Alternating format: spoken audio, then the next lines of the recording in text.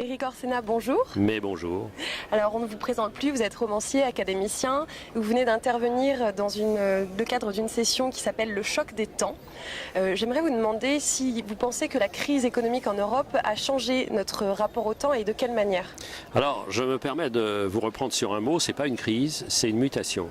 Parce qu'il y a des gens qui pensent qu'il suffit d'attendre la fin de la crise, comme si le temps était uniquement cyclique et que tout se passerait bien. C'est pas vrai. Il y a des gens qui vont bénéficier de ce mouvement et puis d'autres qui vont être largués par le train en marche.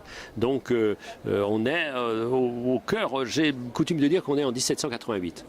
Et d'ailleurs, ce qui est intéressant, c'est que les devoirs, les sortes de dissertations que nous avons demandées aux étudiants, c'était dans cet esprit du XVIIIe siècle où on faisait des concours de discours, donc des concours de petits textes pour expliquer l'inégalité, la science, etc., le progrès.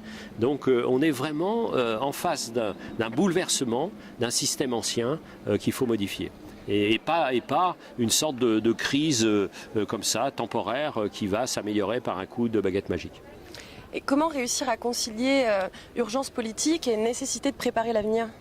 Eh bien, c'est le cœur de notre question, parce qu'il faut tenir tous les temps à la fois. C'est ce que nous faisons dans notre vie, où de temps en temps nous sommes très rapides, de temps en temps nous sommes très lents, et les vies harmonieuses sont des vies qui donnent la prise à l'efficacité, à la rapidité, mais aussi à la méditation, à la lenteur, aux vacances, et donc il faut ces articulations-là. Et d'ailleurs, la vie nous donne ces exemples-là. La mer est un lieu d'où nous venons, d'où vient toute vie. La mer est un lieu où il y a plusieurs horloges. Donc si vous dites qu'il y a une seule horloge, ça ne marche pas.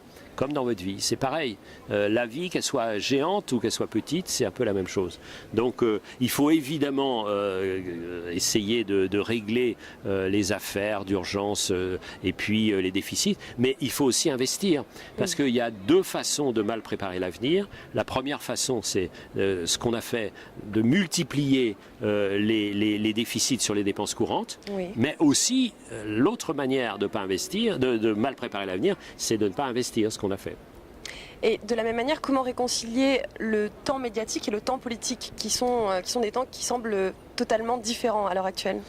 La question, c'est qu'il y a une pression du temps médiatique sur le temps politique. Encore plus, c'est que de toute façon, il y a un temps qui est le temps de la démocratie, c'est-à-dire que régulièrement, il faut être élu. Donc quand on a besoin d'être élu, on a tendance à prendre des mesures à court terme, visibles, par rapport à des mesures à long terme, invisibles. Si un maire prend que des mesures invisibles, à long terme, on dit qu'il ne fait rien. Alors que si c'est à très court terme, toute la presse est là. Donc la presse elle-même devrait se guérir un peu de cet appétit unique pour l'actualité de la dernière seconde et mettre toujours en perspective, d'accord, il y a cet événement, mais en même temps il y a ces autres tendances qui sont annonciatrices de bouleversement. Et souvent les journalistes, c'est normal parce qu'ils cherchent à avoir de l'audience, privilégient le très court terme, l'événement dont on se moquera complètement dans une semaine.